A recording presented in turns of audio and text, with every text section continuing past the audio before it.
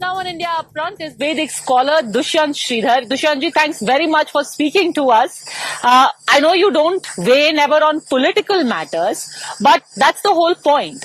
Do you see the Prime Minister's visit to Kanyakumari to meditate as a political move or otherwise?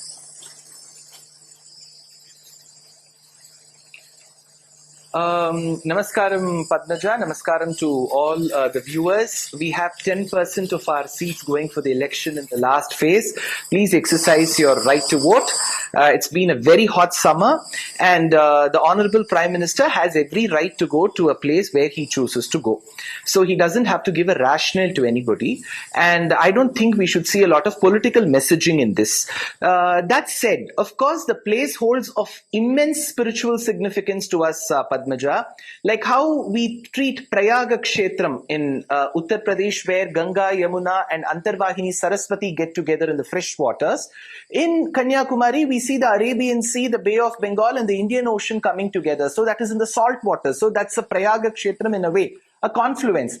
And it is the very Kshetram where one yatra began, where Shakti was ridiculed. And it is the same place where Shakti stays as Kanyakumari. And Vedam says, Katyayanaya vidmahe, Kanyakumari dhimahe, tanno Durgif prachodayat. So Durga Devi stays as Kanyakumari there. And the Honorable Prime Minister might have felt that there is so much of spiritual significance. Besides this, the rock is also the place where Swami Vivekananda meditated for a span of 3 days. And there has been a namesake connection. He's called Narendra Damodar Das Modi, and Vivekananda was called Narendra Nath. So probably that namesake connection is also drawing him there. So I don't think people should read too much of messaging as to why the Prime Minister is meditating there. Like the last time he went to Kedarnath in the Himalayas, probably this time he thought might as well reach Kanyakumari Kshetram where Shakti is venerated. What's wrong in that?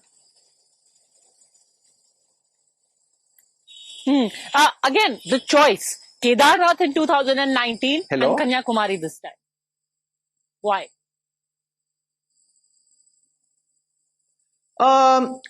Okay.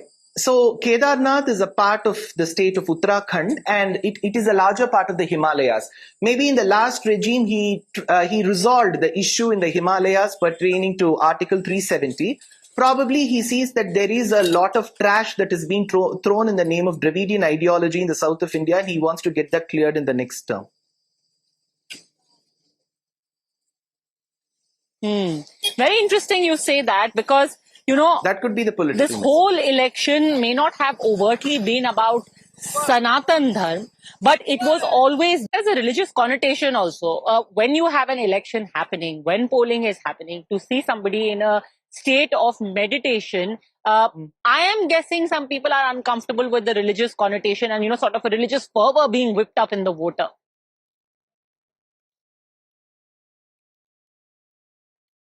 What is a religious connotation? For example, had he gone to one of the hill stations in Wayanad, will that be a better option for those people who are criticizing? So it is his prerogative to choose a place that gives him solace. If he as an individual feels that the Vivekananda rock in Kanyakumari is going to give him solace, that's his choice. It is his prerogative. It's a democratic country. We keep holding the constitution book in every rally. So I don't think so even if it is a religious connotation, so what? So what? So let's say a panelist who adheres to the religion of Islam comes with a skull cap. So his skull cap is also a religious connotation. Will he take it off just before the election? So anything can be treated as Jayalalitha ji used to sport her tilakam. Tilakam is a part of the Sanatana Dharma. Did she take it away during the election rallies? She very promptly and proudly sported it. So I don't think you can separate Sanatana Dharma, Hinduism, the culture, the civilization from any part of India. We may wish to you keep harping on the word secular, but the way we understand in India secularism is everybody follows their faith and every faith needs to be respected. He has presented various shawls to Ajmer Dargah. He has met the Pope. He has met religious leaders of the Sikhism. He has taken part in the conferences of Buddhism. He has met the monks of Jainism. So what's the problem if he goes to a place like Kanyakumari where it has some Hindu connotation? I don't think there's anything wrong in this. Dushyant Sridhar, a lot of chatter that I read was about how Modi ji in the recent past has said, I feel like मेरे को ईश्वर के काम के लिए भेजा गया है. Then for him to meditate at Vivekanand Rock, there were some people who felt that is Mr. Modi now almost trying to project himself as a saint of sorts.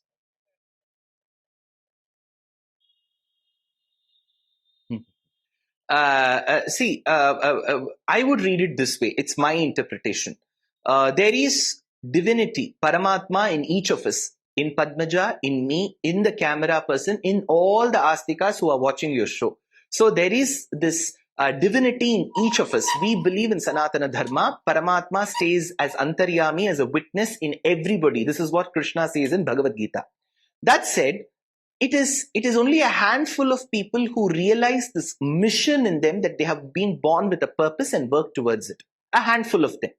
So I honestly feel that as a citizen, it is my view that he has realized the purpose of his life. And the purpose of his life is paropakarartham idam shariram, to serve the country and its people, which he has been doing it for the last 30 to 50 years incessantly, without a single corruption case against him, which in itself is a big feat, big achievement.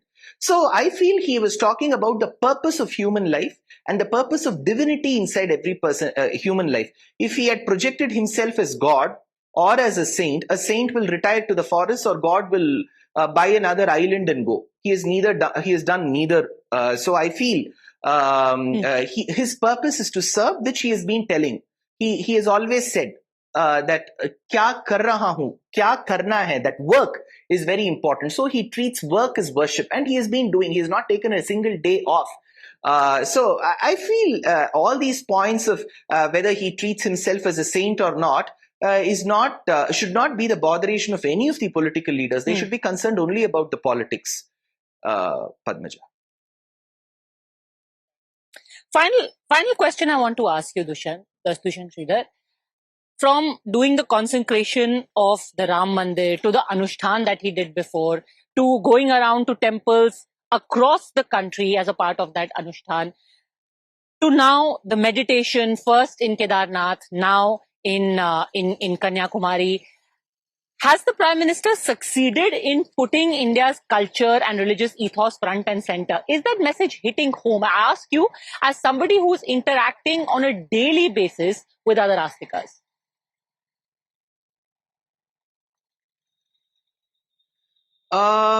See, honestly, if you look at the domestic tourism map of India and the international tourism map of India, the state that receives the maximum number of tourists is Tamil Nadu, followed by Uttar Pradesh. Tamil Nadu has a government at the realm which, in principle, does not believe in religion, nor do they believe in any of the Hindu practices in particular. They don't wish for any of the festivals. But Tamil Nadu receives the maximum footfall. And the footfall is just not for hill stations like Ooty and Kodaikanal and Yerkad. It is majorly for the temples that were built by the Chola, the Pandya, the Nayaka, the Vijayanagara, the Pallava kings. So all these temples that Tamil Nadu projects and as a part of its tourism is built by kings out of devotion in Sanatana Dharma. So if the Prime Minister's, Honorable Prime Minister's acts or actions are going to promote and motivate the domestic tourists as well as tourists from the neighboring and faraway countries to visit the temples of our country through his appearances, through his photographs, through his videos, why not? This is going to give job to so many people. There are people who sell lamps outside the temples. There are people who sell flowers outside the temples. There are people who sell oil for the lamps. So all of them will survive because if the tourists increase, and if the Prime Minister is adding his own share of increasing the tourists, I feel that's a good thing to do. I think all religious leaders should also do. I think some other religious leaders too went to temples like Mahakaleshwar and Ujjain. So they are doing the right thing. I wouldn't say they're doing it for Photoshop or something. Let them do. Let them continue doing. And as they continue doing, let them not call this as Jumla. If this is Jumla, then other leaders visiting the temples is also equally Jumla, right? Now, what do you make, since you brought up the issue of politics, in 2019, I remember when the Prime Minister was meditating, there was that very famous picture of him where he was in solitary meditation. Now, when that picture came out, It was mocked, it was ridiculed. A lot of people, senior politicians said this is a classic example of a camera GV. What do you make of that? Mm. See, I would say marketing and publicity management, media management has become a part and parcel of every job. I feel the highest job in the country with respect to the prime ministership that does warrant that. Probably that will positively induce a lot of the young people into meditation. Yes, there are a lot of gurus who are as such inculcating this habit of meditation amongst the young generation of our country. Maybe as a prime minister, he feels that this value should also be imbibed. So my point is there a problem with the prime minister meditating? Or is there a problem with the announcement that he's going to meditate? Or is there a problem that photos will emerge out of his meditation? So in whichever way, I don't think it is something which is antisocial. There are bigger issues.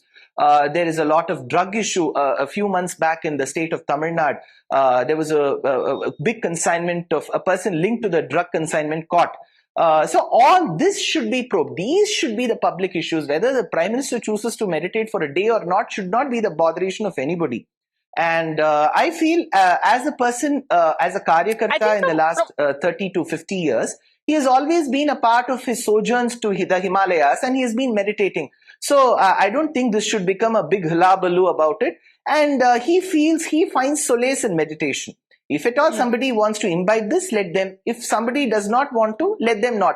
So I don't think this warrants any kind of harping or criticism at this point in time, especially he's doing it after the election, the proper machinery of his rallies is over. So I don't think this is something that's a big crime that has to be commented upon. Everything he does, probably, tomorrow they may say, okay, he's breathing in and out. So that's a big thing. So I don't think these are big things that should be debated, Padmaja. Rather, it should be saluted. Probably in the Western countries, the objection largely is or probably in our very own country, we have seen leaders who take off to Bangkok and to the European countries.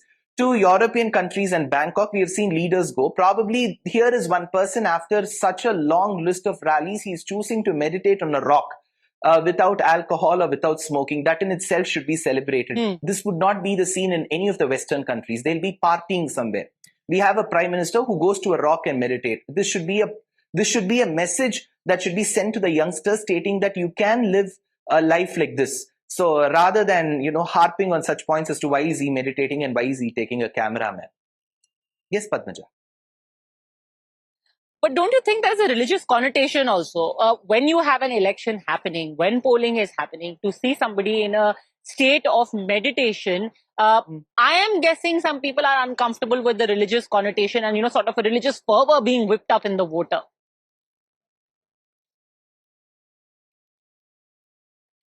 What is a religious connotation? For example, had he gone to one of the hill stations in Wayanad, will that be a better option for those people who are criticizing? So it is his prerogative to choose a place that gives him solace. If he as an individual feels that the Vivekananda rock in Kanyakumari is going to give him solace, that's his choice. It is his prerogative. It's a democratic country. We keep holding the constitution book in every rally. So I don't think so even if it is a religious connotation, so what? So what? So let's say a panelist who adheres to the religion of Islam comes with a skull cap. So his skull cap is also a religious connotation. Will he take it off just before the election? So anything can be treated as Jayalalitha ji used to sport her tilakam. Tilakam is a part of the Sanatana Dharma. Did she take it away during the election rallies? She very promptly and proudly sported it. So I don't think you can separate Sanatana Dharma, Hinduism, the culture, the civilization from any part of India. We may wish to you keep harping on the word secular, but the way we understand in India secularism is everybody follows their faith and every faith needs to be respected. He has presented various shawls to Ajmer Dargah. He has met the Pope. He has met religious leaders of the Sikhism. He has taken part in the conferences of Buddhism. He has met the monks of Jainism. So what's the problem if he goes to a place like Kanyakumari where it has some Hindu connotation? I don't think there's anything wrong in this.